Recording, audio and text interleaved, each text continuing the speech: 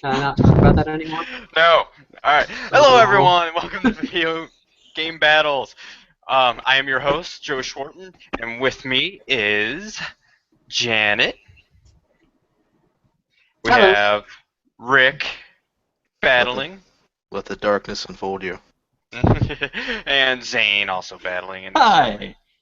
Yeah, he's our last minute addition, but he's a great fighter, so should be interesting. And at fact checker, we have the beautiful Jesse. Hello. And all right, guys. I'm just gonna get this going.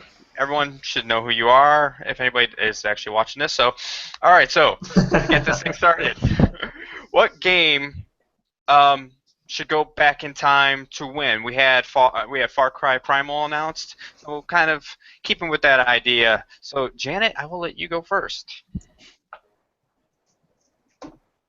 Wait, this is the back in time question, yes? Yes. Okay. Just double checking. It was worded wrong. I am not running on a lot of sleep. I was out in the cold this morning. It was like a whole 36 degrees when we were putting up balloons. Anyway, what game series should go back in time? Final Fantasy. And not to, like, medieval stuff. I want, like, a super obnoxiously Asian Final Fantasy. Like a Shogun Fantasy. I mean, you would figure, being a Japanese company, they could make that happen. They've already got it steeped in their culture, and I don't think they've had a game that has, at least in the main Final Fantasy franchise, that has explored, I guess, Asian history in any sort of way, or a lot of Asian mythology. I mean, yeah, their games take from a lot of different mythos, especially with the summons, but instead of, like, knights, we would have shoguns. Might be cool. Might result in some really cool armor. Seems pretty rad. All right. All right. Rick, which game should go back? I had to think about this for a while, but I decided to go with City Skylines, actually. Oh. Around the time of the Roman Empire, when it was actually booming. One of the things I like about City Skylines is you don't have to worry about building an army or politics. It's just build a massive city, build the infrastructure nice. And I think during that time there was a lot of engineering that was going on that really, put forward societies as far as, like, well, it just did. Anyway, I'll leave it at that. City Skylines. All right, Zane. what's your Pokemon. one? Pokemon. Okay. Yes. They've always stayed in the couple of years, or like about a decade between all the different games, when you can pick out some continuity to them. And so I think there would be a really good change of pace if instead of just, hey, it's a new continent that looks kind of like an Earth continent, but slightly different, where it doesn't change all that much, maybe go back in time and explore like the history of like the Kalos region or Kanto or someplace. I think they could have a different setting. They've implied a lot of history with like ancient Pokemon, and like, they have some historical monuments in games. I think it'd be neat to see where some of those things come from. I think it'd be a nice alternative to just, oh, it's another continent. All right. All right. Rebuttals. Janet, you get the first. I feel that a cities game would be kind of difficult if you're also dealing with the technology of the time. Like, I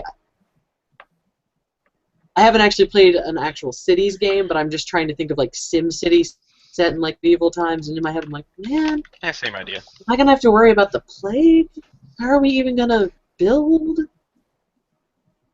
Yeah, but And as far as City Skylines does have where everybody gets sick and stuff, and you actually have to make sure you put in, hospitals and such. So it would be the equivalent back then. That's the fun of it, is what is difficult.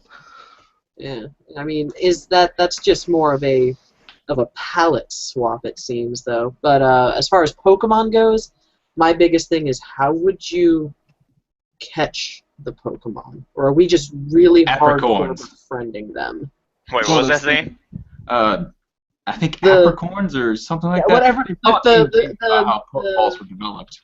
And that's the kind of history they can draw on and actually show it instead of just telling it. It is apricorns.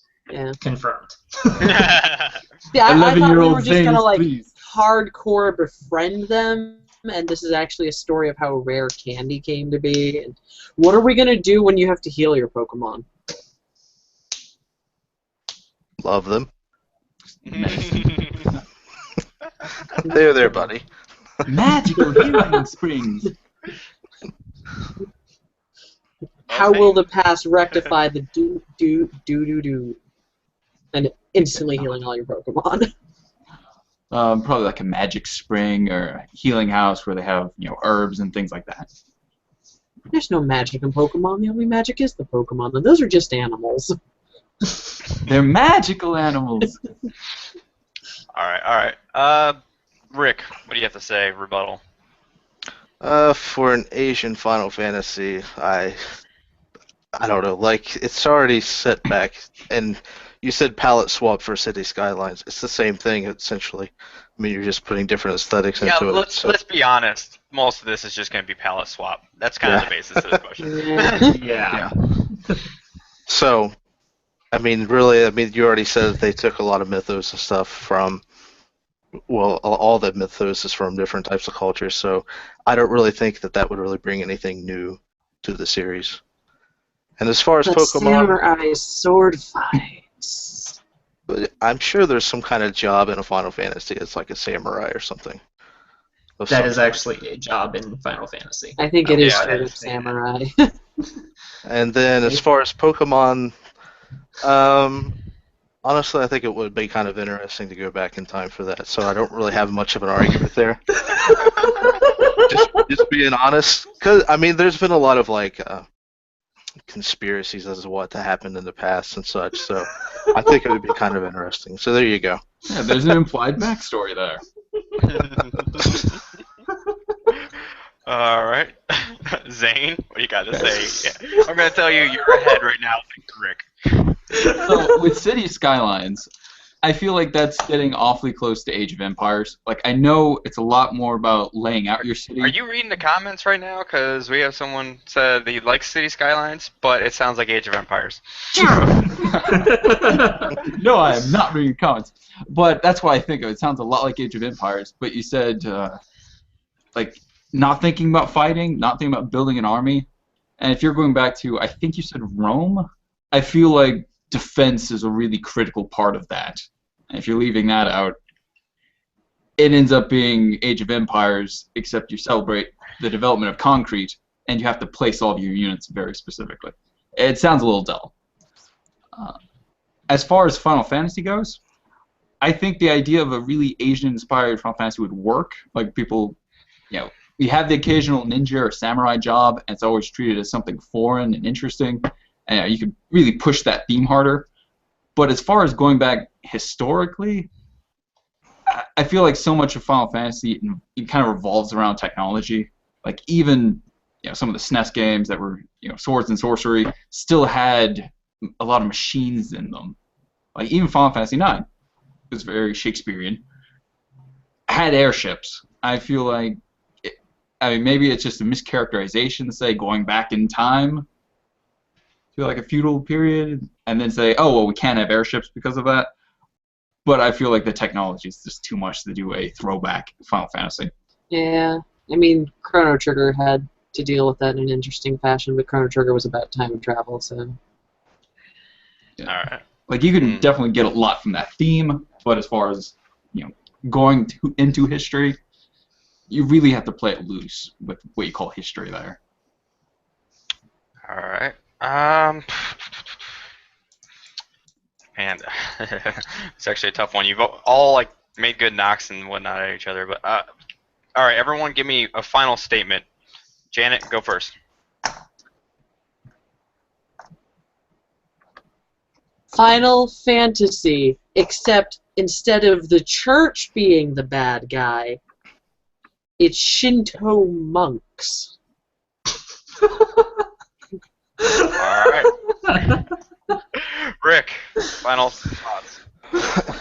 I don't really. I mean, it sounds like it would be Age of Empires, but it's really not because the focus of the game would be on infrastructure and how to build a city. And yeah, I don't think it would be anything like that. And as far as the defense and stuff,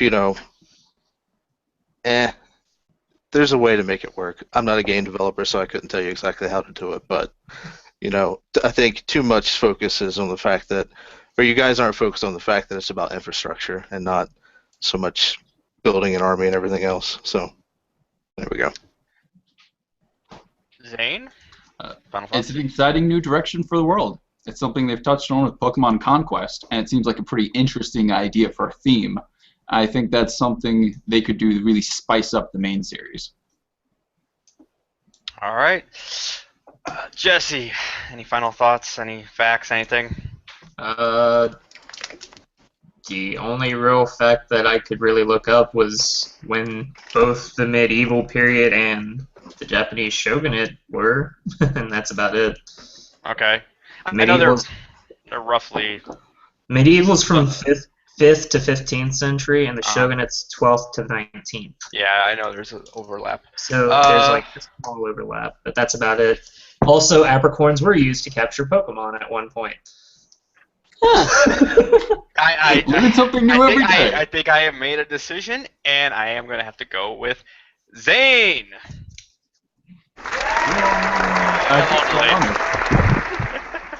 So Zane, you get a point.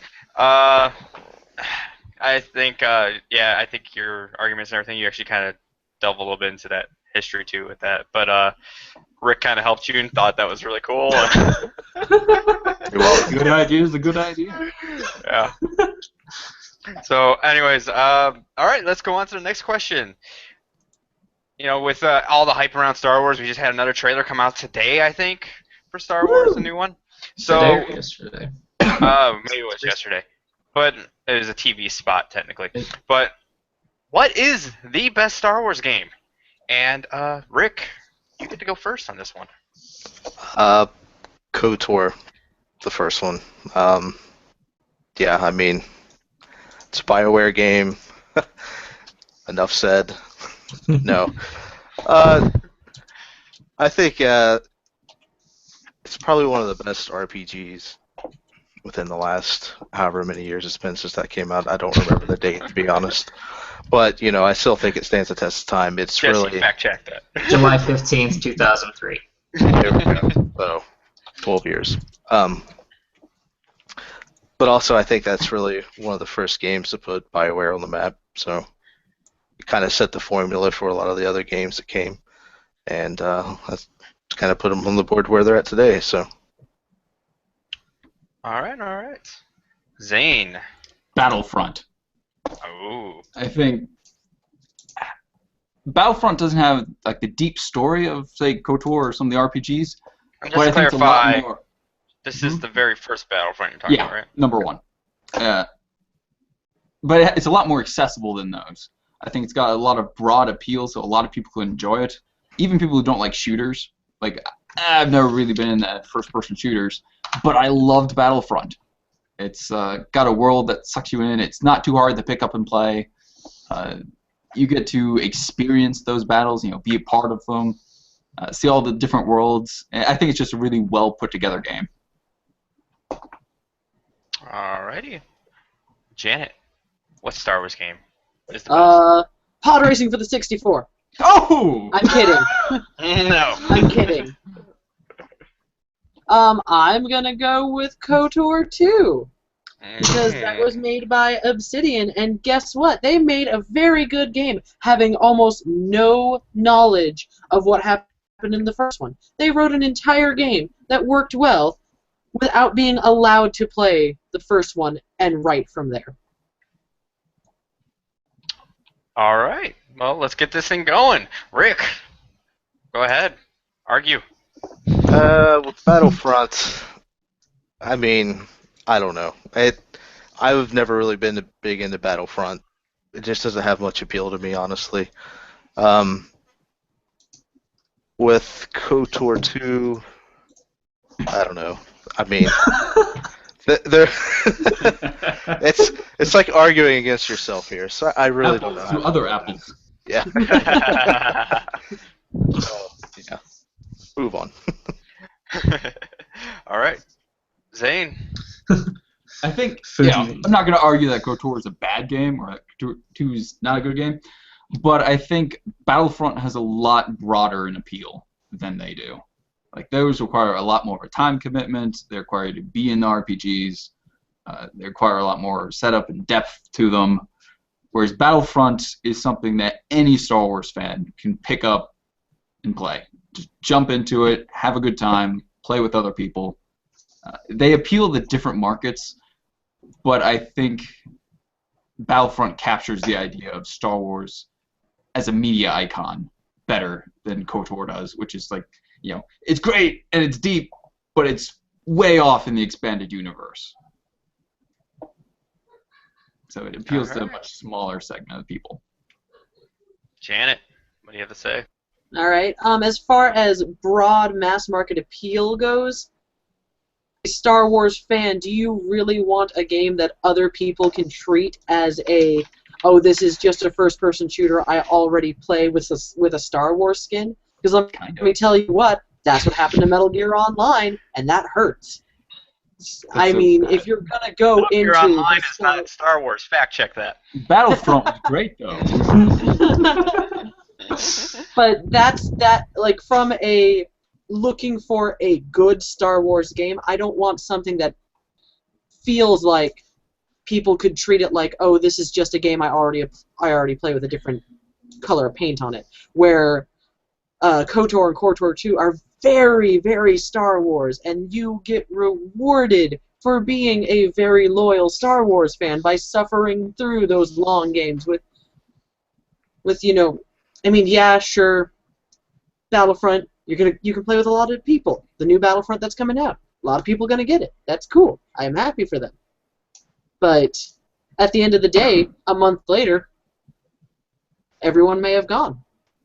What if the single player isn't that great? What about me, who doesn't care for multiplayer? Well, remember, Losing I'm myself talking in a about single-player first world. Battlefront, not. Yeah, he's talking That's about true. But the first Battlefront was how old? How old? Yeah, when it come out. 2004. You played it on the Okay. PS2, so. September 2004 for the Xbox, and I know it came out on PC as well. Actually, that's all of them, except for Mac. No one cares about Mac. Yeah, okay. Gaming on a Mac. Yeah, who does that? That's cute. Poor Shelby. But like, as a person who's not very big into the idea of a multiplayer game, and I know that Battlefront, a lot of people I know that played it a lot were playing it like co-op or whatever. Yeah, I mean, it's best co-op. As a person that likes to lock themselves in a room, that's not how I want to enjoy Star Wars. I don't want to have to rely on other people. Alright. And just so we already know this, KOTOR 2 came out in December 2004. Just to get the dates out of the way. Okay. Alright, I got a question. It's between Rick and Janet, and I'll let Rick go first on this one. What makes KOTOR 1 better than KOTOR 2 and vice versa? So, Rick, go ahead first. I never actually played through 2, so I can't really compare, to be completely honest. But I think, without 1, there's no 2. So I can't really say, I honestly can't say why it's better or not because I've never played 2. So. All right, Janet, why'd you pick 2 over 1 then? Not only was it a sequel, it was a sequel done by an entirely different team who had very little to go off of. Like, I mean, one of the guys that worked on it said, I we get started it, writing. But why is it better? Why is it better? Because they were able to take KOTOR, which is a good game, expand upon it, and make it a good sequel with very little to it, and they built a better story, I guess, like, story building and world building, where you could actually, it felt more like your decisions had more influence on what happened in the game. And I mean, It also has the word Sith in the title. It does. That is a fact. Sith Lords. Sith But- Lords. All right. All right. I'm gonna go around. Final thoughts. Rick, you can go first. I think I think KOTOR is the best one out of all of them. I think you definitely delve into the universe a lot more than what you do. Again, it's like arguing with yourself when it comes to KOTOR too. But I guess I'm comparing myself to Battlefront. But I really think you get more into the universe when you get into KOTOR. Battlefront's nice, but it's again, when you get a multiplayer game like that, like how much do you actually feel like you're in the universe doing stuff? It's more, you're just playing another shooter essentially that is Star Wars, and you have lasers, laser beams, whatever. So yeah, and I think also again, like I said before, it really not only was it good for the Star Wars franchise, but it also really changed and made a formula for BioWare to move forward. So. All right. Zane, final thoughts. I think Battlefront, it might not have like the very niche appeal of KOTOR. I think it's telling that this year, when they're promoting the new Star Wars movie, they're not coming out with KOTOR 3. They're coming out with another Battlefront game. Because if you can look past yourself as a really deep Star Wars fan who loves the expanded universe and loves all the depth in characters and stories and things, Star Wars is a really big media property. And there's a lot of people who are into it who aren't that super deep into it. And you have to remember that Star Wars is bigger than just your experience as a hardcore fan. And so I give the nod to Battlefront. Janet, final thoughts. KOTOR 2 basically is the reason why Obsidian exists. KOTOR 2, I mean, That's a sure broad they're claim. not... Hold on. Fact check. Founded in 2003 after the closure of Black Isle Studios by ex-Black Isle employees. Mm-hmm. KOTOR 2 was like the first project they worked on. KOTOR 2 is why we have Obsidian. Without Obsidian, we wouldn't have the glory that is South Park Stick of Truth.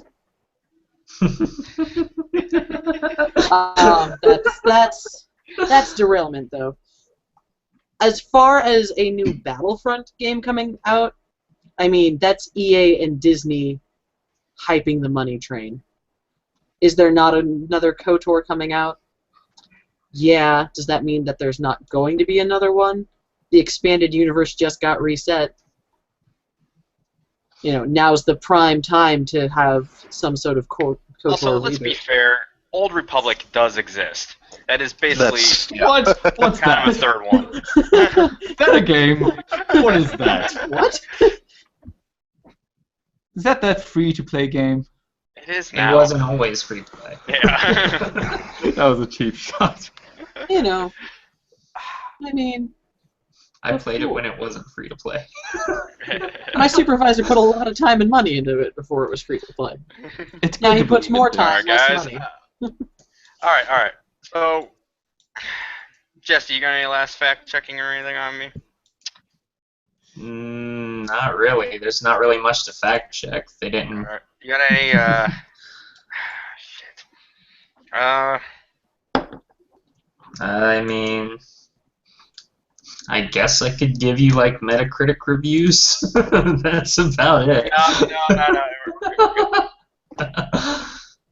Man, you guys are very nice people when it comes to this. Like, you are not like. Zane's the only one that's had a somewhat of a cheap shot. But And that was even with against a that- game that wasn't even in the running. I'm just that kind of terrible person. So I think, shit. I think I'm gonna have to go with Rick on this one. So Yeah. Cool! Fun factoid. Haven't played KOTOR or KOTOR 2. I put up a good fight. you did. I was hard between Rick and. Actually, it was hard between all three of you.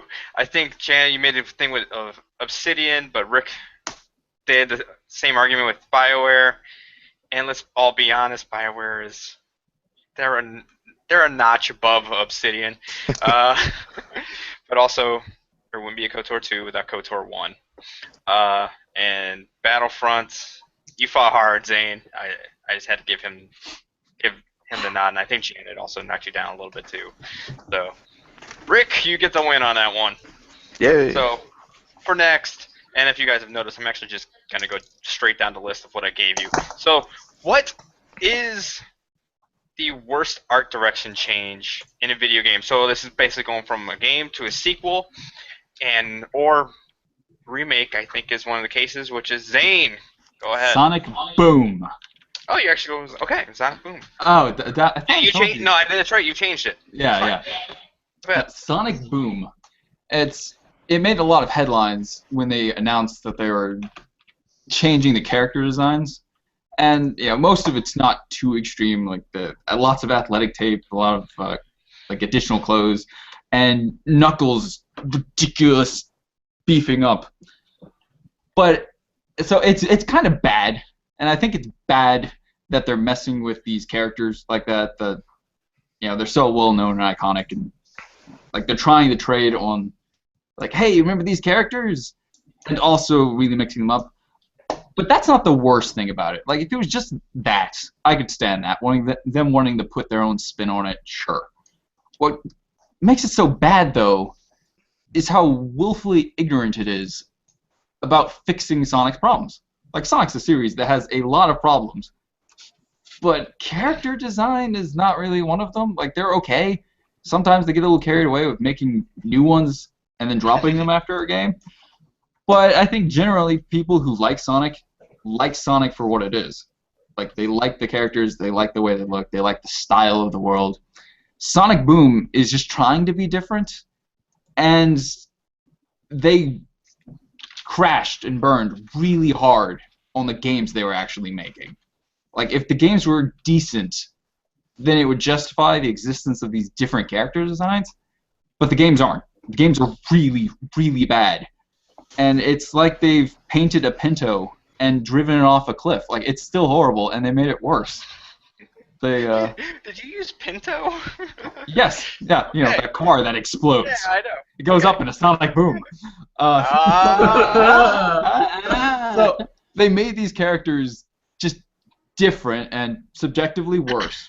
They made them different for the sake of making it different, and they made the game still really bad. It's like, hey, we looked at Sonic, saw what was working, saw what was didn't, and just completely went a different direction and screwed it up in new ways and the same ways.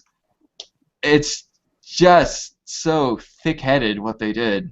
And now they've confused the brand. They've got these Sonic Boom versions of the characters, and they have a TV show, which is, by most accounts, okay.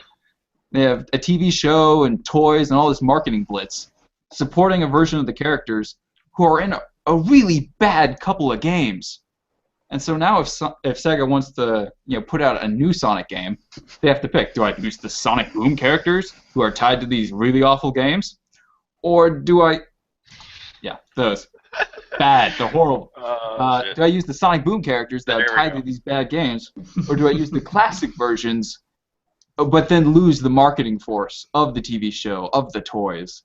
It's just schizophrenic now. It's a poor decision that was not thoroughly developed. All right. Janet. For worst art direction in a series, I'm actually going to go with Silent Hill 2 HD compared to the original Silent Hill 2. There you go. You're the one I'm thinking of. Okay, so Silent Hill 2, while not the most amazing story, had hands down glorious atmosphere, which may have been partially due to PS2 limitations at the time, down to a T. It was foggy, it was spooky, my copy had a scratch and my leg glitched out every so often. All these glorious, dense things that made Silent Hill as an area feel terrifying. Silent Hill 2 pre-patch, they got rid of like fog you could actually see in the distance. You know, it felt like they took all of the atmospheric horror out of an atmospheric horror game. They did fix some of it in a patch later, but I mean, it's still a real bad taste in my mouth. Okay, Jesse, I'm guessing that the newer one is on the left-hand side? Yes. Okay. New one on the left. I'm trying to find more pictures. So, okay. like, but yeah, there is definitely noticeably less fog. Yeah, there's a lot less fog, for sure. Like, fog kind of defined that game, so to remove fog feels wrong. I know HD, but I liked the spookiness of everything being super foggy. There's another one. Oh, yeah. Let me click on you. Also, that water is horrible. Yeah, wow. Well, I mean, there was just a lot of problems in general with the HD. This isn't even going into the fact that they changed the voice acting, so just a terrible move. If you're going to, because I remember that. to go from like PS2 to PS3 and above in a remake sense, there's ways to do it that are pretty great. God of War did all right. Final Fantasy did all right. This is not okay. That is not okay. I can make better water like right now. There's nothing okay with that. All right. Also, Rick. The new cop Go ahead, Jesse. The new cop voice, he sounds like the redheaded cop from South Park. I'm going to go ahead and just say that. All right. Rick, go ahead. What'd you pick? I picked the Darkness 2. For the Darkness 1, for me, I thought it was a really great game, and I thought it was very underrated. And a lot of what the first one did, as far as really dark, really gory, very serious, I felt. When they went to the second one, they changed the graphics completely to where they were cel shaded. And while yes, it was still gory, it had some gore facts in it, it did not feel the same at all. Like, they kind of made it feel more arcadey at times, I guess. Like, the gameplay itself was fine, but just the way that they made the world feel. Yeah, so. But But yeah. Get us some Darkness 1 up in there just to kind of show. Yes. Yeah, I'm gonna find it. I was gonna say, I remember Darkness 1 being kind of spooky. Yeah. This looks almost comedic. Apparently, that's a band. Yes, it is also a band, the Darkness. So was that 1 or 2? That's 2. Yeah, it was Alright. spooky. Like, in the first one too, they had him like. Yeah. But could you get a screenshot of the demons from the first one though? Like how, like the first one you had this like the demons that come out of him and stuff. Yeah. Give me a sec. There we go. It's a tiny There we picture go. that I found, but Wow, that is tiny. yeah, I know. I'm surprised that wasn't a larger one.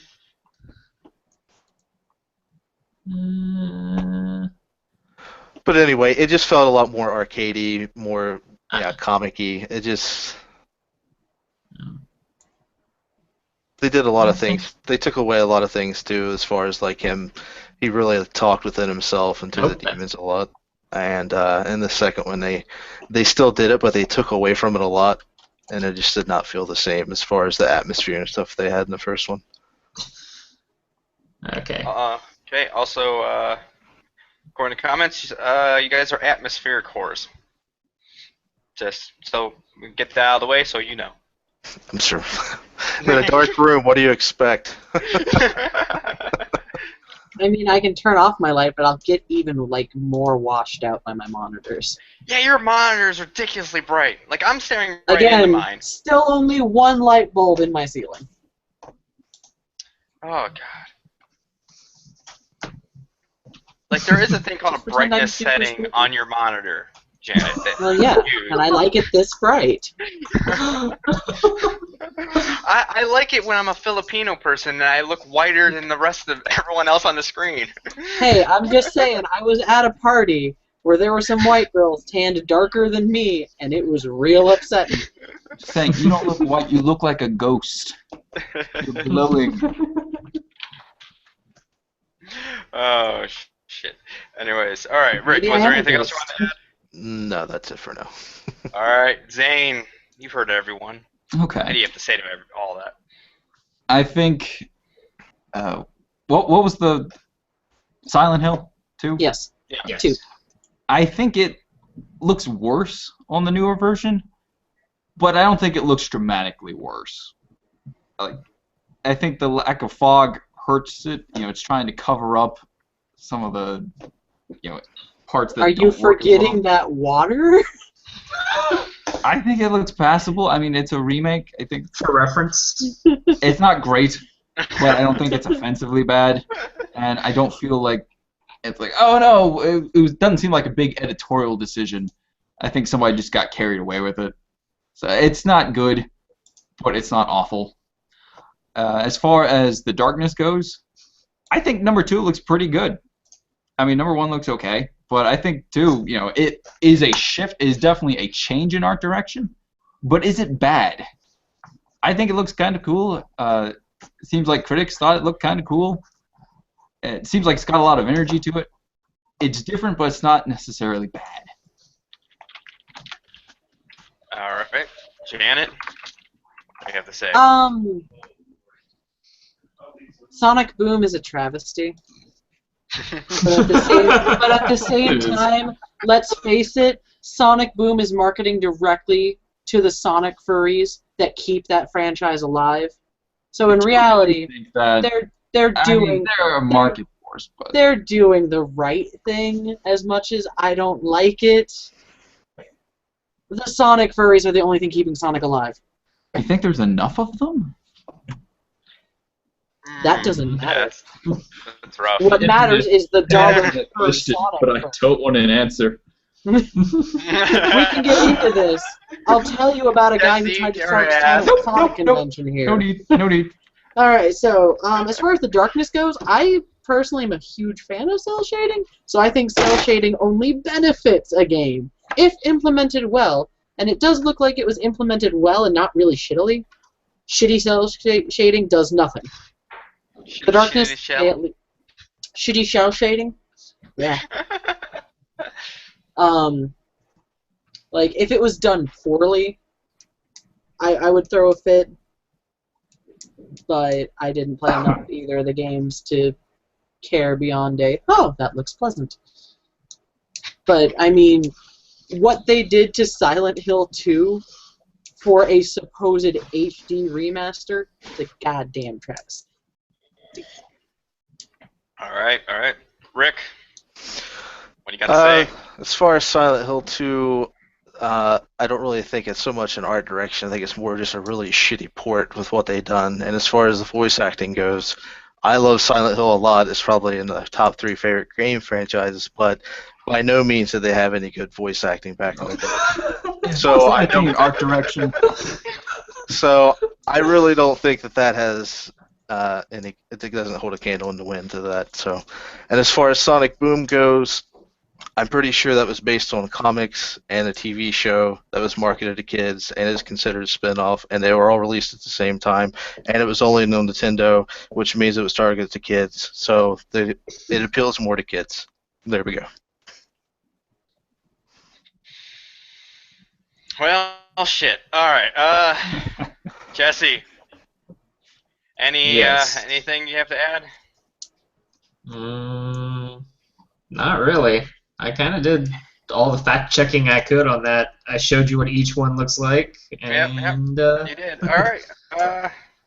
I think Janet, you're out on this one. I think Rick just knocked your ass down on the fact that it's just a bad port, and Zane kind of was bringing up the same thing. It was just they took out atmosphere, and it wasn't so much of a art direction necessarily changed. They just screwed up some stuff. and then I'm between Sonic Boom and The Darkness 2.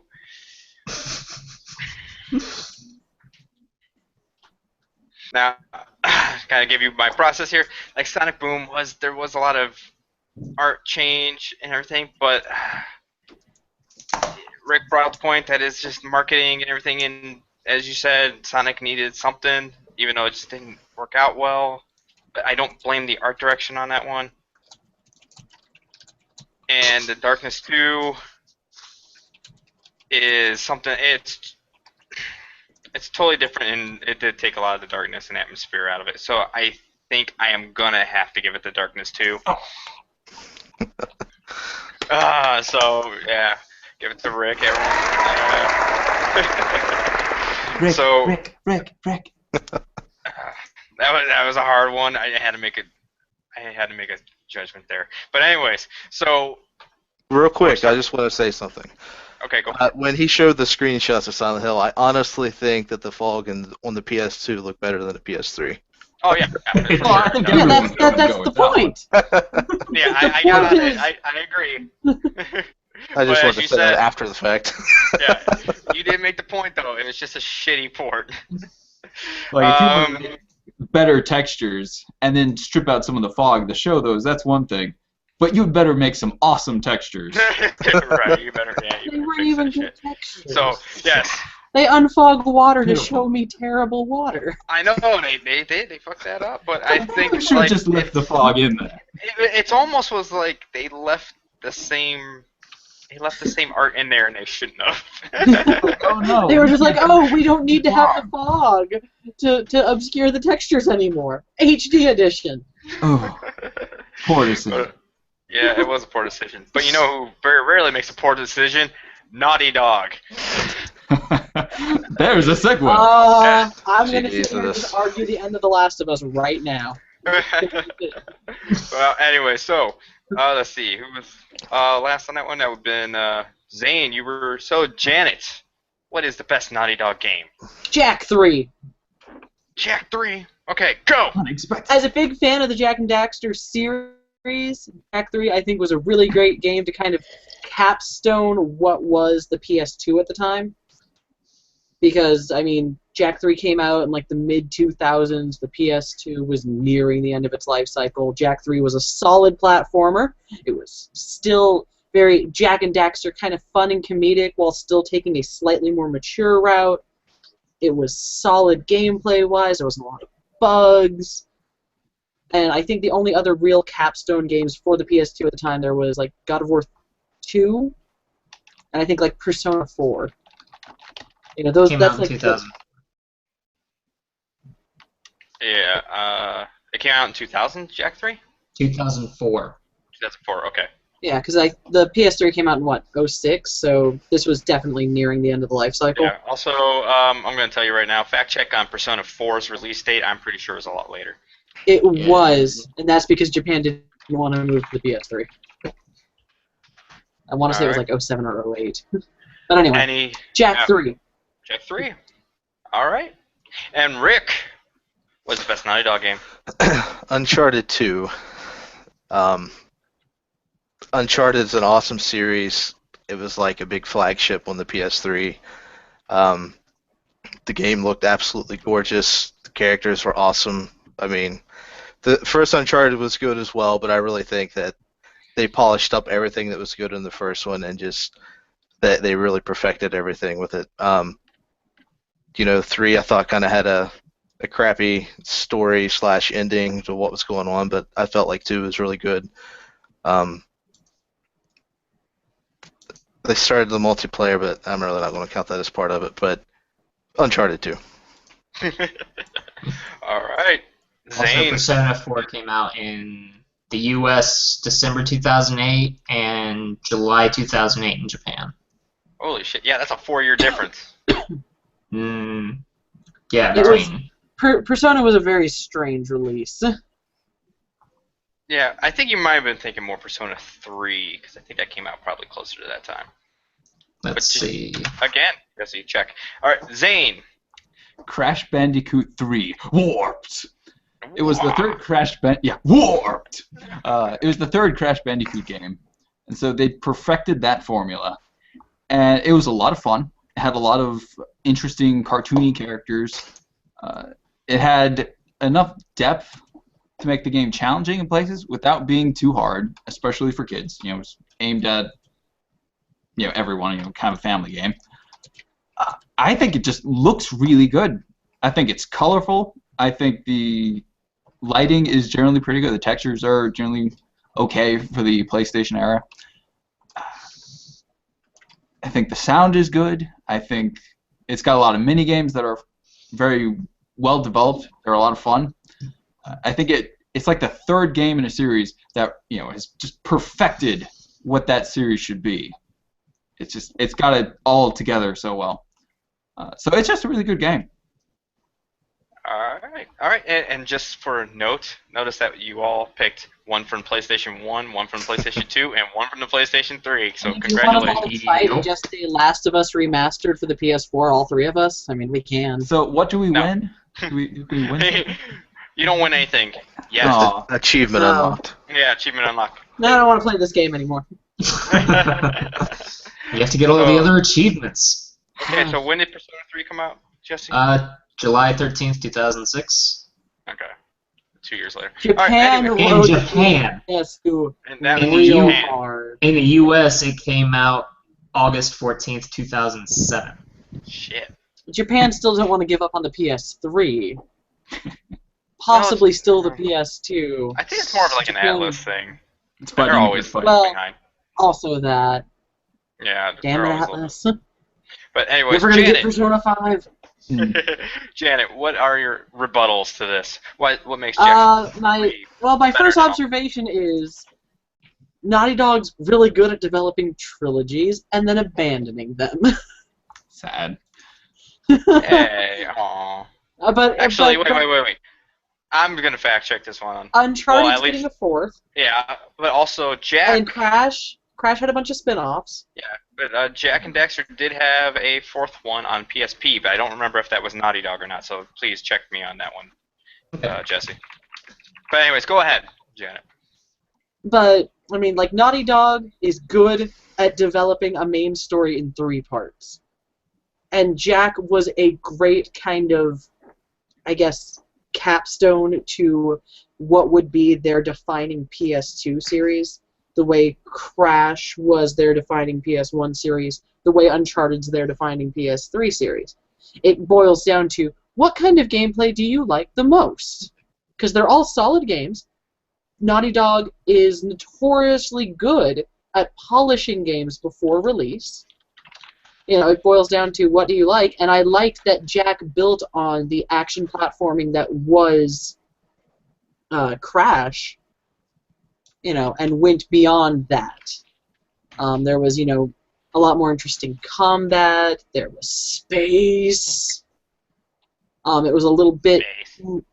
I like space. It was a little bit more darker than Crash as a universe was, without being inaccessible to, like a 12-year-old. And I think Jak 3 was just a solid way to say, this was our franchise for this era. Here is the last one. Please love it the way we do. The PSP game was The Last Frontier, and it was developed by High Impact Games. High Impact. Okay. I was just curious. All right. Rick. With Crash, Crash was cool, but it was not Spyro at the time. It had a demo for Spyro. There was a lot of other games out there that was very similar at that time that I felt Let's let were you better. know, Zane loves Spyro. Oh, don't get me started. I think the best Crash game that they ever had was Crash Team Racing. I played the shit out of that back in the day. And then as far as Jak goes, it's funny because then I think of Jak, I always think of Ratchet and Clank as well. Like there's always like a counterpart to it. They Good kind of reason, grew up too. at the same time, And it's always Insomniac. and there was crossovers. I mean, weren't they in the same building? Like, Which brings me to my point that they didn't have one for Uncharted because there is no parallel. Because Uncharted stands alone. Oh. So much cheese. But I mean, as far as Uncharted compared to the other ones, you know, Sully and Nathan were probably one of the funniest duos in games in the last 10 years. I mean, I don't know. I'm not going to go past thinking that. I don't know what else is out there. But anyway, the past 10 years are probably some of the funniest people. Nolan North, for the love of God. I mean, come on. And the stuff that they did in Uncharted as well was great. You know, you take cover, he's over there saying shit, shit, shit, and just silly little stuff like that. Like, all the little things they put in Uncharted. I'm just going to put it out there. I don't understand how the hell Uncharted got a teen rating. So, there we go. Alright. Zane. Well, the other two are good games, so I'm just going to have to say that Crash stands out to me because of the depth and variety of it. Like, it had a ton of mini games and it had a ton of secrets. It's one of those games you can go back and play, and then play again and find like a whole nother.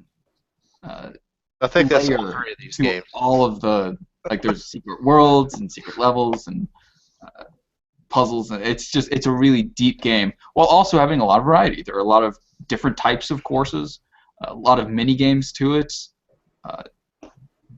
It's just an all-around very engaging game. All right. This is not counting Rick out, but I just want to kind of help me narrow some stuff down. Janet and Zane. What makes Crash not as good as Jack 3, and then vice versa when I go to Zane?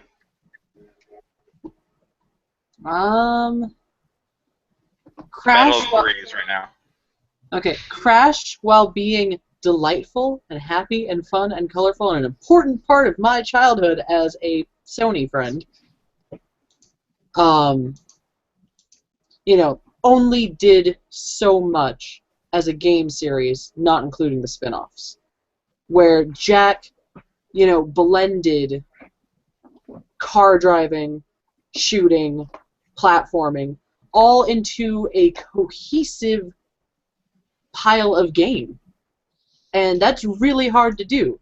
Some games have all those bits and don't do it well.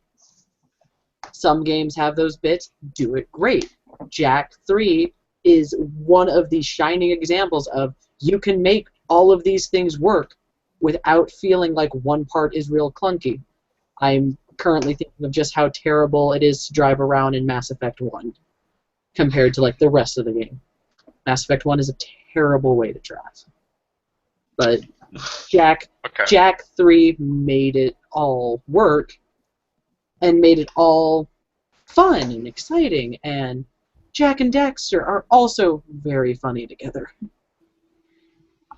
Alright. And Zane? 1. There's a demo for Spyro in Crash 3. 2. 2. Crash is some of the funniest death animations I've ever seen. 3. There are so many different types of levels in Crash. You have the 2D platforming, the 3D platforming, jet ski levels, plane levels, motorcycle levels, and a spaceship level.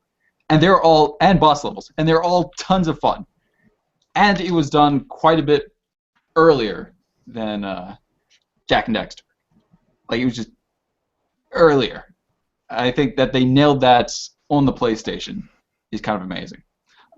And the final point, the Crash Bandicoot 3 website I've just discovered is still up. CrashBandicoot3.com. It is something. Is it very... I hope it's super 90s.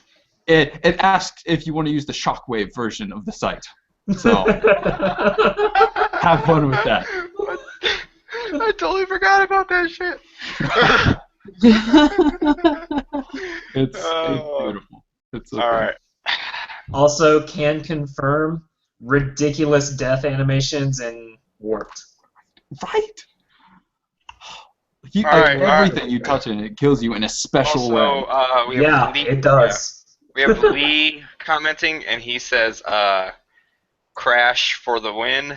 But I think with that, damn it, Zane, you argue well. I'm gonna have to knock Janet out on this one. So now I'm between Rick and Zane on this one. Why do I even bother? I'm sorry, Janet. Because someone has to. We need 3 people, or it's no good. Yeah. So Rick, what makes Crash not as good as Uncharted? It's not a furry. Zane, what makes Crash? Wait. Oh, wait, okay. It's not a furry makes Crash not as good as Uncharted? Who are the furry characters in Uncharted? Sully. Grammatically, this did not. Sully's fuzzy. Alright. You know what I mean. And as far as the demos, you got a fucking demo with anything back in the day. It's true. Demo everything on. What now? I'm not paying attention. I'm still watching all these animations. Alright. Okay, why is Crash better than Uncharted? I think you have the uphill battle here, so.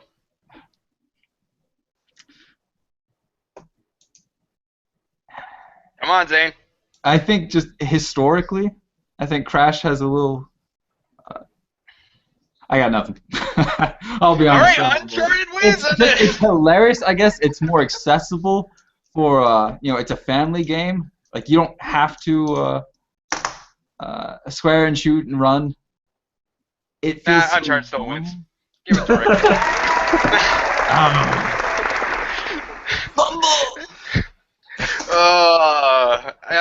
I was hoping for you, Zane, and I know on our You can comments change this. You still have time. Nope. Can't Zane, do it. you're the winner in my eyes. Well, thank you. I'm enjoying myself right now. This is a long ass video. Yeah. There's so many of them. It's ridiculous how much detail alright. there's back there. So actually, as it sits right now, I'm sorry, Janet, but you cannot possibly win on this, but I will go to you for help. We're just going to knock it down and get this thing moving between Rick and Zane. Zane still has a I am chance. hurt and offended. I- No one I'm more doesn't offended make on my your good behalf. voice acted. And I'm really glad no one said Last of Us. So, we're going to go with, what is the worst sequel that is not a side game? So, with that, wait, who went first last? Uh, Yeah, that's right. So, Rick, worst sequel, not a side game. Go. Metal Gear Solid 5. Hands down. Oh, shit. Twist. I Um, don't disagree. I mean, there is so much shit wrong with it. I'm not even going to talk about anything else but just the story because that's one of the big reasons why we play Metal Gear Solid anyway. I don't know. I don't want to say much because of spoilers. Right. That's the only problem with this. No, can we just have a show where Rick and I talk about how Metal Gear Here, Solid I'll put 5 it is this a bad way. Metal Gear? I'll put it this way. If you got the special edition, it actually gave you the true ending to the game, and there was a little trailer in it that said the ending is 30% done, and it was completely not done whatsoever. So, and the only way you can even get that is if you get the special edition. And From Japan. like part of it is animated, the rest is not. It's just what's the word I'm looking for? Like storyboarding. Storyboarded. storyboards. Yes, thank you.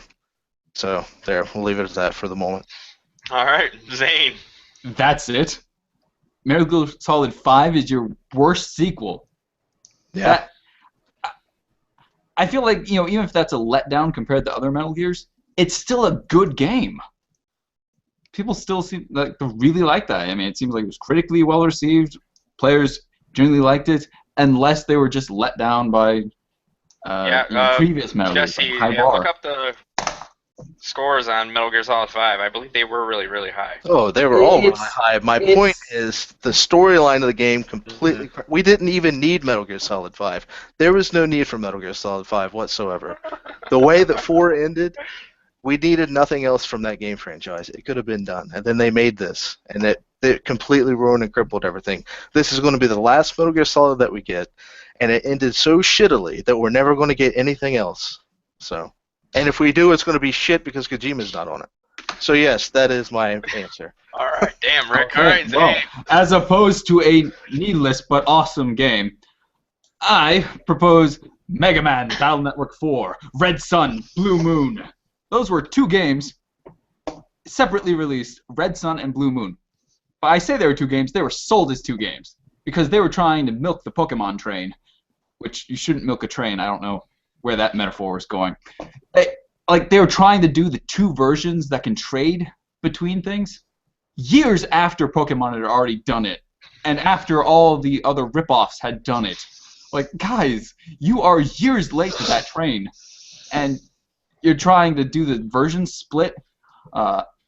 In that game, you collect battle chips, it's kind of like an action card game, I guess. It's a little hard to explain how the mechanics work.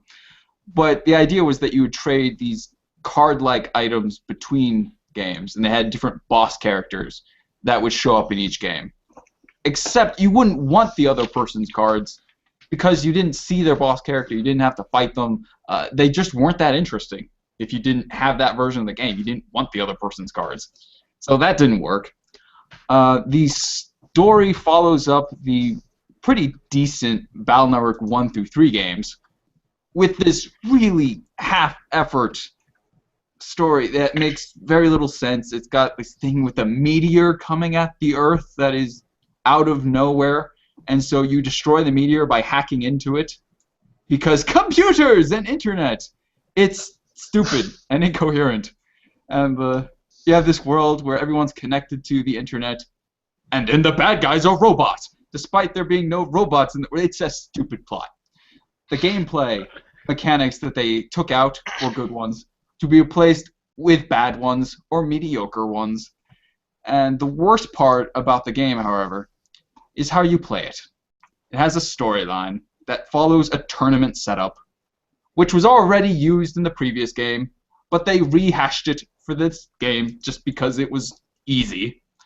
And you have to play through the game once, and the game is kind of short. And so you go back to a New Game Plus and play through the game a second time. And most of the game is the same, except a couple of the encounters are different. They have a couple of story encounters there, and it's slightly longer. Then you play through the game a third time, playing through a lot of padding. Not all of the game. It's not like the third time you get the full game. It's the third time you get a different game that is slightly longer. And so to get the entire story in the entire game, you have to play through it 3 times. And the game is mostly fetch quests, where you go into a dungeon looking for an item, and then you have to walk back out. It is horrible to play. It's a follow-up on 3 pretty decent games. It kind of killed the Battle Network series. They had a couple of games after that, so they still made them, but they were noticeably worse than the first 3, and the whole series was obviously on a decline. They had to kind of kick up gimmicks to get some interest in it. And this was a major franchise for Capcom at the time. It was, the current incarnation of Mega Man. They were making a big deal about the 15th anniversary. They had toys. They had collectibles. It was really big in Japan. It had an anime. It had a manga. It had all this stuff built around it. And it was just obviously made on the cheap. Like, the game is so lousy and terrible. And obviously lousy and terrible. It's like, we didn't care. We just had to make another game because this is an annual franchise. Good enough! It's just a letdown. And it's so pitiful how little effort they put into it. Rick? I didn't realize I had that still weighing on me. Real quick. Wasn't the question say that it wasn't a spin-off? Isn't it is a sequel. The series is spin-off, and the series is Battle fine, Network. but this incarnation of that spin-off, this I allowed it. We're fine. Yeah, it's 4 of Battle Network. Yeah, it's Battle Network 4, not. Yeah, if you would just pick Battle Network, I would have been like, Zane, get out of here. Yeah, it's a good game, but no, not a good game. But all right, Jesse, what did you have to say? As requested, the reception for Metal Gear Solid 5, the lowest score I can see is an 89.5 for Oh, the what a Xbox travesty. One.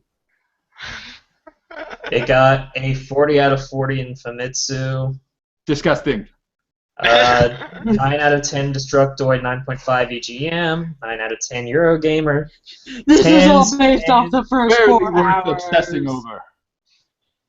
Yeah, I can load up a game and play like an hour and call it great too, but I mean, I'm just letting you know the reception. okay, so but when you're looking at a reception, what all is it going into? You're going into graphics, you're going into gameplay, all that fun stuff. But when you're talking about a sequel, you're looking at a story in an entirety, and it completely destroys it. So no, I don't give a shit if it gets 100 out of 100 on everything. It's the perfect game ever made. It sucks because it ruined the fucking story. You can always pretend it doesn't exist. Then why would I? It's too late. I already have 100 Then hours. I guess it's not necessary. See? 100 hours. It can't be that bad. I do it to myself. No, it's terrible. I don't care how many hours you put into it. It's still terrible. And I play it because I know it's going to be the last thing. I actually didn't even finish the game. If you want me to be fair, I'll go ahead and say the scores for Battle Network 4. Okay. What are they? For Famitsu, 34 out of 40. That's good for Mitsu It's- score, though. Wait, no. Yeah, that 34. is. It's Yeah. surprisingly high. I looked it up Yeah. before. I don't know how the Game reviewers Informer thought. gave it a 7 out of 10. 1UP gave it a B-. It's got mediocre scores for the most part. Yeah, Like- it's got like it's a solid 7 type of game. Yeah. I feel like that's too high, but what they said. So why do you See, feel I'm like being it's fair. too high? Why do you You feel like both it's too feel high? it's too high. Yeah, that's what I was getting at. We both feel the same thing. But it's like a 7. That's mediocre by any it's okay by any standard. Like when you're getting into 90s, it's like, oh, Metal Gear Solid 5's a good game, but it could have been better. We might have liked it better. It's still a solid game. No. No, and I no. can't argue with that. all right. Let's help this out. Okay, so since it's sequels, what made it worse than its predecessor? So for Zane, of course, Battle Network 3, and then I guess it'd be Peace Walker technically for Rick. So I mean, unless you want to go Ground Zeroes, but that's Well, practically a Metal Ground Gear Zero, Solid same 5. damn thing. All right, so Battle Network was just lazy in every aspect. They reused animation. Like, the entire game is made up with sprites of the previous game, except for the new boss characters. Like, they reused all the animation. They reused the engine. So, all of that, I expected them to, stay consistent with as the annual release goes, do what they can to put it out. But then they just phoned it in on every single aspect other than that. Like, the characters are weak, and the writing is weak, and the story's pitiful, and the game is embarrassingly padded out. It's just so darn lazy. all right, Rick. Well, I mean, they didn't even. Well, okay. First off, it's kind of hard to compare, honestly, 5 to Peace Walker because you're going from a PS4 PC to a PSP. So, Well, compared to 3 or 4 or whatever. Yeah, compare it to 4. Pick one. I would say 3 over 4. yeah. Well, 4 would have been more of the predecessor than 3. If we're gonna go that, we would say Peace Walker then, because 3 and Peace Walker, way Okay. too related. So we all know, I'm just assuming everybody's played Metal Gear Solid, but one big thing they did wrong with the game, I felt, was making an open world, and the reason why they made a mistake doing that is it sounds cool and it looks nice, but it is so empty.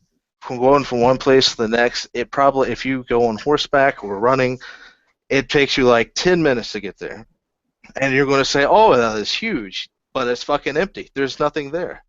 And I understand the argument with Afghanistan is a desert, but when you get into Africa, there's like nothing really going on still. You're just running from one marsh to the next. They changed voice actors, which I know why they did it, but it was stupid. They bring in Kiefer Sutherland. They barely use him. He barely talks in the game. I'm sure you're going to see somewhere that somebody's like, "Oh, Kiefer Sutherland's voice acting's great." Yeah, but they don't fucking use it. He's just like, Hey, yeah, good dog. That's pretty much it. That's it, pretty much. And when people are talking to him, he just fucking looks at him like, mm-hmm, mm-hmm. That's it. I don't even know why that was even brought up. Why they would bring in Kiefer Sutherland, and like that was a big thing when it came out, to change from David Hayter to that and not even use the guy. Um, yeah, and again, I'm going to go back and beat the whole story to death because, like, again, that's another big reason why people play the Metal Gear Solid games. The stories are great, everything is great when it comes to that, but they did not finish it. You have to buy a special edition to get the actual true ending. Alright, alright, well, I'll go last points. Zane? I think Metal Gear Solid 5 sounds like a game that is disappointing to the hardcore fan, but still a great game, and you can't doubt that the people who made it, if not necessarily the people funding it, were passionate about it. With Battle Network, you don't really get that impression. Battle Network 4, it feels like a shallow cash grab, that they just did what they had to, and the part where it loops back around itself doesn't become apparent until you've already finished the game once, and you realize this game is actually way shorter than I thought it was.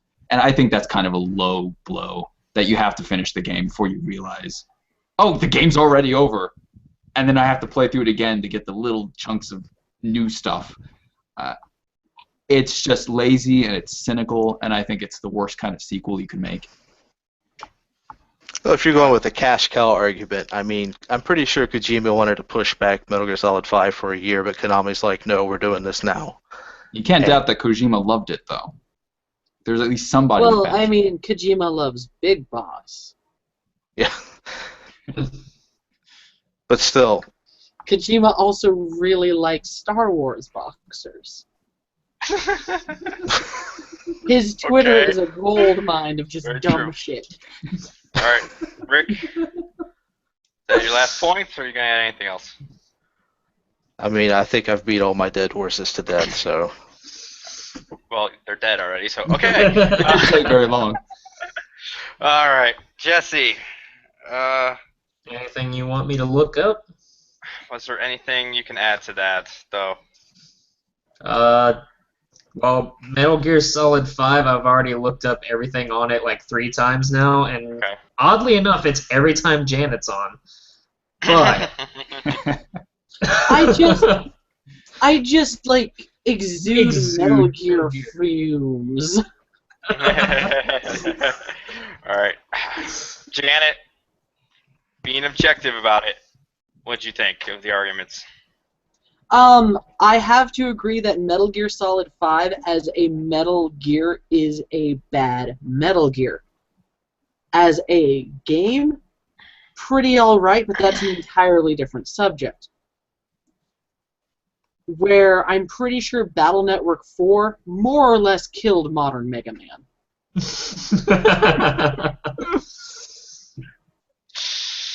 after I all those really great like Zero strides. from a character design standpoint, and Capcom does a lot of real shady shit. Konami was all right until relatively recently. Alright, Capcom Jesse. re-released Street Fighter 2 like 8 times, so... Alright, Jesse, what It's do the you Hyper think? Turbo Edition. I'm going to call on you as well. Jesse, what'd you think of the arguments? Because this is kind of big. Well, they both actually had really good arguments. They did. It just in very different ways. Because while the Battle Network one is for sure a shit game, like at the end of it, because they are literally beating a dead horse at that point by rehashing the same everything that happened in the previous ones, as well as the game you're playing at the time. It If you have to rehashes itself. If you have to play it 3 times to get the whole game, that's Alright. really, really bad. But I also see where Rick's coming from with the whole, it's not a Metal Gear game. Because the previous games have a set, like, feel and how you run through the game. They are not open world. at all. And that's a big change that God I'm damn sure it. a lot of big, like, huge fans of the series are like, this isn't my game. So it's a really hard one to go It off is of. really hard. You guys didn't Because help me either. they're both right, just in very They're both different terrible ways. games. I won't say they're both terrible I'm gonna give it to games. Zane. Fuck it. All right, let's make this fun. We might go to a tiebreak. We might go to tiebreaker, and here is our last question that I have prepared at least. And I lost my sound, so that's why you're not hearing anything. We hear you. We have Tavis Touchdown, the Arbiter, and Zero from Mega Man in a fight with a Dark Lord of the Sith. Seems cruel. Who wins? And Zane, you get the first dibs. Obviously Zero. I mean, it might be obvious that, I like Mega Man a lot. But Zero is a robot. And so that means he cannot be, influenced by the Force with his brain. And we've seen him get shocked by electricity. So Force Lightning, while damaging, will not send him into cardiac arrest. We know he's shock-proof because he can take a lot of electric attacks from electric Mavericks. And he's skilled with a beam saber, which was obviously designed to not be a lightsaber. It is an obvious ripoff. It has that zoom sound to it. That's kind of the joke of the question, Zane. Yeah. They all have the lightsaber. We're But being his swords. is, I feel like, a very obvious knockoff of it, which is perfect in this case because it is very much like a lightsaber. It's meant to be that. He is skilled with it. Also, Zero is just an awesome character. So, All right. he's... You know what, Janet? Just because you were gonna be, who were you gonna pick? Oh, I was gonna pick Tavis Touchdown because I mean, in reality, his beam sword is almost like a fluorescent light bulb on a stick, and he jacks it off to power it up. And did I mention that Tavis Touchdown is like husbando material? He's real cute and real funny, and those games are real fun. All right. Rick, who are you picking? The Dark Sith Lord. Yeah, sure, he electric attacks and all that, but the one thing you forgot to mention is that with the Force, he's going to be able to somewhat preemptively know what Zero is going to do and slash him in half. Dead. But as a mechanical man, he does not register in the Force. He can't sense droids. Jess, you're gonna have to fact check that one. Yeah. I They don't know have the, midichlorians. the Force can totally, like, manipulate metal. I'm going to go ahead and say that. That was a stretch. But... Can you read his mind? Like, can you predict what he's going to do? You don't need to. You can sense. With the Force, you can sense. Oh, I feel yeah, like you can sense with your senses. Let's make this. I'm gonna make this a little bit more interesting. Rick, pick one specific Sith Lord. Darth Maul. Okay. Okay. Kudos for going Maul. But Everyone loves them all. I'm I'm actually mostly trying to figure out if Zero is entirely robotic. That He is a great question. I just wanted to be sure, though. All right, go ahead, guys. Argue. It's between you two. Fight to the death. Zero has an amazing, just enormous, like 80s anime blonde ponytail. He wasn't even from the 80s. Look at that thing.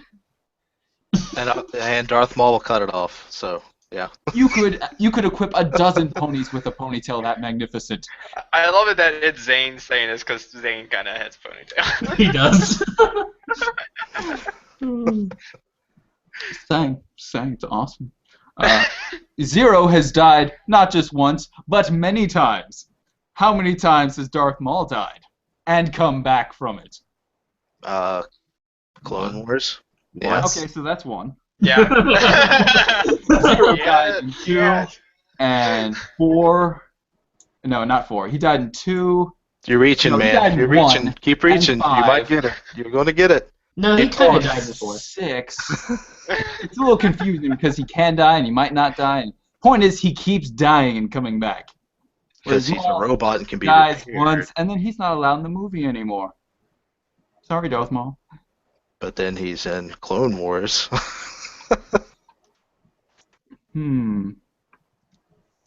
He is in Clone Wars. He is Yes. right. Yeah. Oh, Zero's in. Zero Can't got his own confirm. spin-off series. He got the whole like all the Zero games, which are hard as Darth Maul nails has and his really own good. comic series as well. He does. Hmm.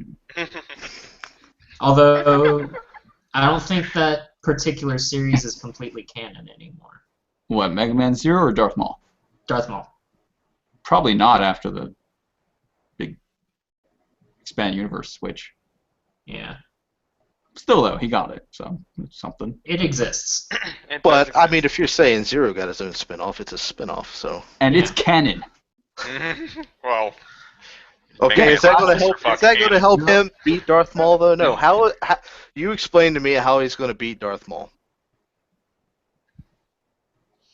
With ranged weapons. Things that explode, which you can't block with a beam. Like energy shots, Darth Maul can block those. A large beam, though, you can't block. Something that goes near and then explodes. You have to cut it up first, or else if it blows up first, then you can't stop a wall of fire. Zero has Sorry. a lot more varied techniques than Darth Maul does. How is Darth Maul going to kill Zero? The Force. Zane, As far as explosions, don't make that motion again, please. as far as explosions, Darth Maul's agility is... I mean, he can be able to get out of the way, no problem. I mean, they're both strong, they're both fast, but Zero Force has push no back. variety. I mean, I don't know, whatever. Oh, he pushes him! That does no damage. Well, if you're going to throw an explosive at it, you can push it back in your face.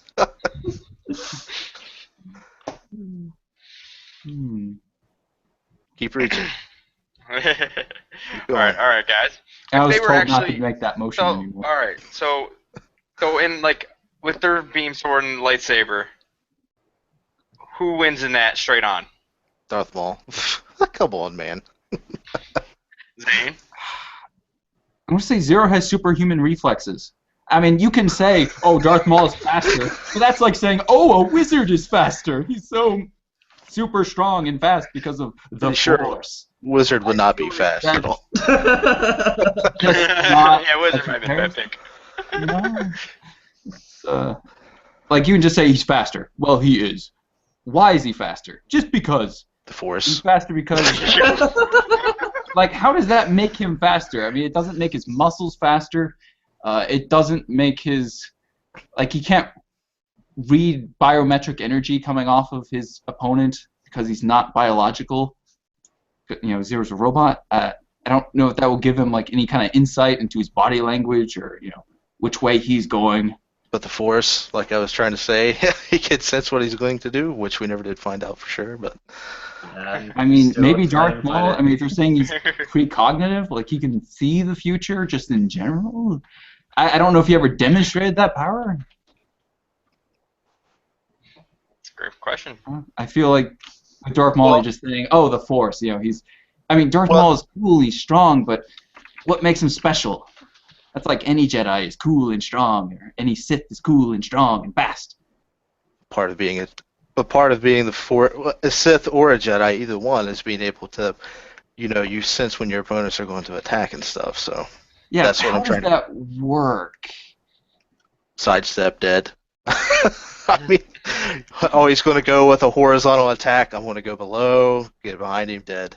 Like, can he just see the future in general? It's Because Sith. he didn't It's- see it's when like a- Obi-Wan cut him in half. He didn't really seem to see that coming.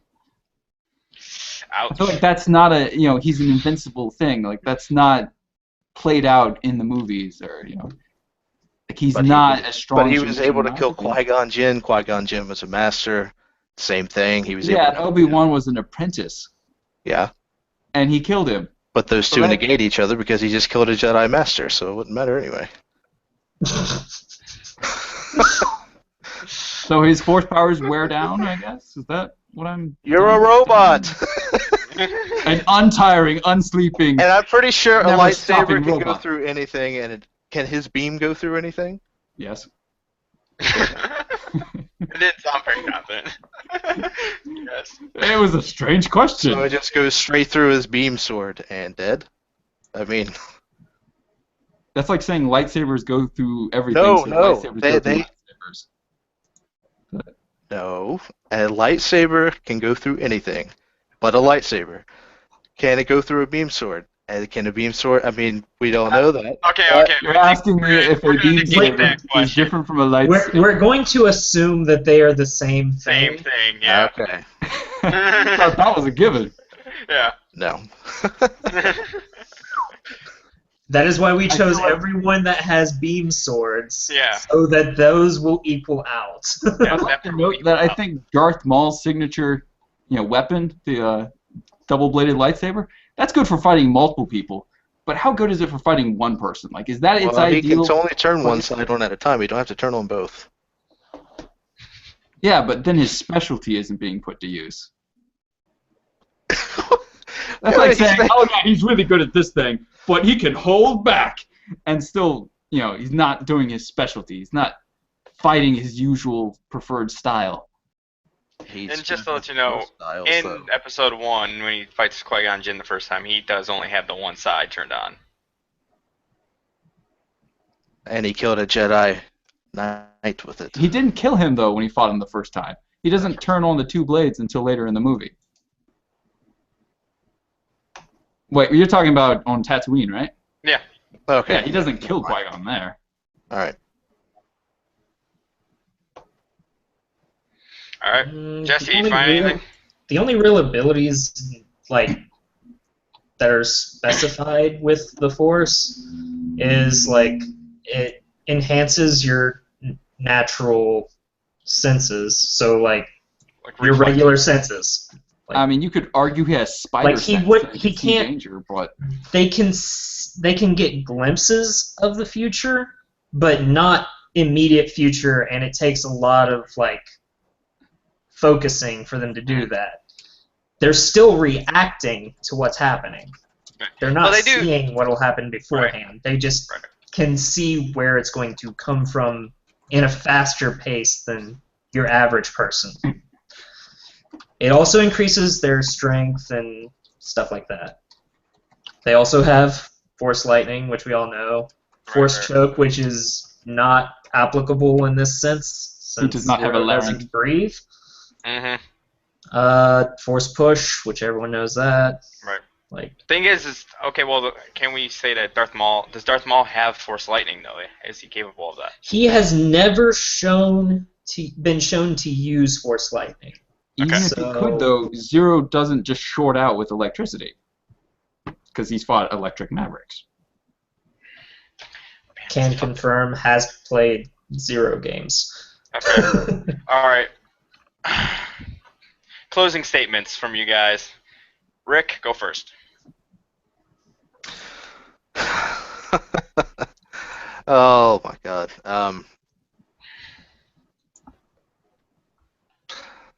I'm just trying not to rehash all the things we just said. So, You can summarize. well, I mean, he killed Qui-Gon Jinn. I still think it would be no contest whatsoever that anybody, any Sith Lord, I mean, I know I picked Darth Maul, but any Sith Lord could beat any of those guys. So, mainly because of the Force. Yeah. All right. Zane? I think you're overplaying like the power of the applied force. Like it doesn't make force users godly. That's F equals MA, by the way. Ooh. This is an educational show now. Plot twist. So I think that's overestimating Darth Maul's just invincible nature. Like he's cool and he's strong, but he's not invincible. You know, we see him lose. You have to acknowledge he is only not human. He's only Zabrak. But Zero has Nerd. superhuman. Just keep going. He's Zabrak. He has horns. I played Star Wars RPG. Let's see. Zero, we know, has superhuman speed, reflexes, endurance. He doesn't tire. He can't be influenced by force application to his mind. We know he's electricity proof in case Darth Maul has force lightning, and he's a skilled combatant with a lightsaber. All right, I'm going to call upon the panel, the side panel here.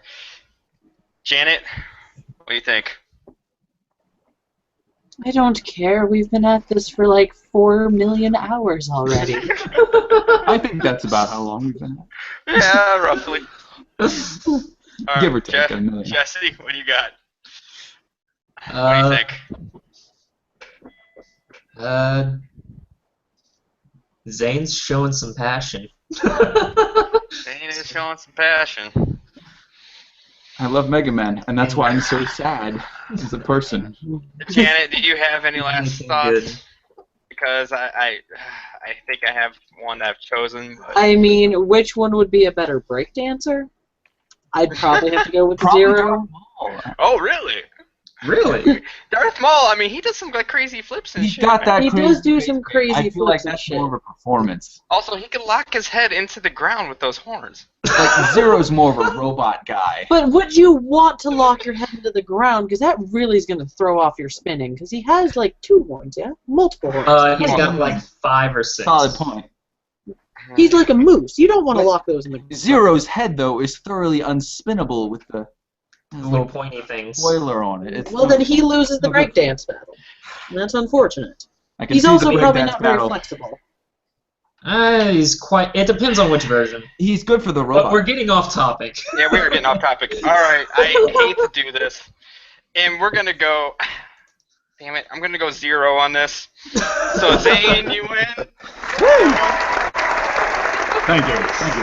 Which I am going to do. This is gonna be rough. We got the I'm gonna have to clear up some space. We're gonna have a lightning round here at the end. This is how I'm gonna do this. Do we pick our And- answers and then you tell us what the question is? No. Do I just participate in the lightning round and actually come back from behind? Nope. Okay, so basically what we're gonna do here is, thanks to Jesse's suggestion earlier that he gave me, we are gonna play I'm concerned. We're gonna play Skylanders or Or King Game? game. But we already played this. I have an unfair advantage. Actually, shit, you're right. Fuck. Right. Right. Okay. Fuck it. Next Everyone question. watching out there, Skylanders or King Game is where you look at a list of King Games and a list of Skylanders and ask people, is that a King Game or a Skylander? Be Because sure to it's put very hard. Saga at the end of it, and they all Like- sound very similar. Pop Fizz, Yeah, Saga. you have to put Saga at the end of it. Yes, to make it. All right. Play it at So- home. All right. Shit. Jesse, you got another idea? Not off the top of my head. That one was All the right. freshest one in my Okay. mind. All right. Hold on. Let me look at my list really quick here.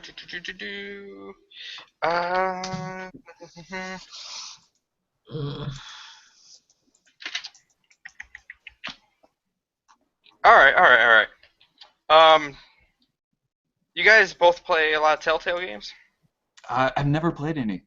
Fuck it. They did the PC port of Sonic R. Does that count? No, it doesn't count. Wait, did they? No, that's Traveler's Tales you're thinking Oh, of. see, that's how little I know about them. No good. All right, you know what? We're gonna go with the sequel thing. Okay, so the first one to say it and me hear it, that's your choice. Otherwise, you get the other one. So basically, this is how we're gonna do this. Which one is better, Mario 2 or Zelda 2? Mario 2. Okay, Rick, you got Zelda 2. Argue.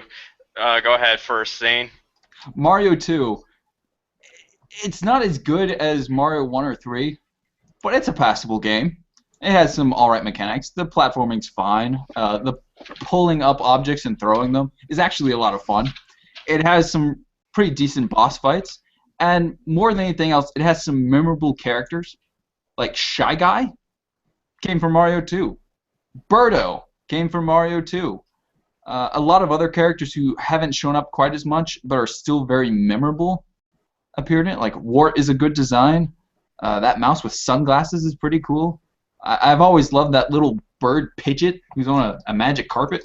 I think the game has a lot of character to it, and it's kind of fun.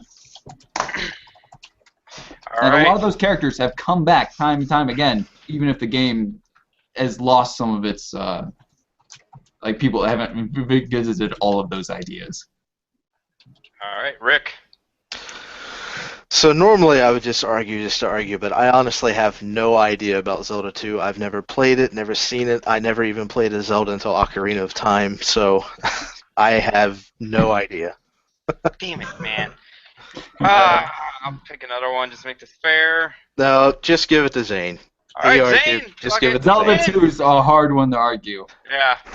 Zane, you are our winner for this week. Thank you. I appreciate that. You fought well. Yeah, you guys have all fought well. Thank you for coming on. Basically, so we will take a break from this week since it's Sunday and everything. We will try again, not this Wednesday, but the Wednesday after. Rick, do you want to be the host since technically that is the championship? That's fine. All right. So we will convene in this Wednesday, but the Wednesday after, it'll be me, Zane, and Nick going for the championship. Jesse, if you want, you can come back and be our fact checker. Sure. Jesse, Yeah. I choose you. All right. No, I'm useless. I will just argue a lot about Metal Gear. Yeah, and she'll talk about Monster Hunter.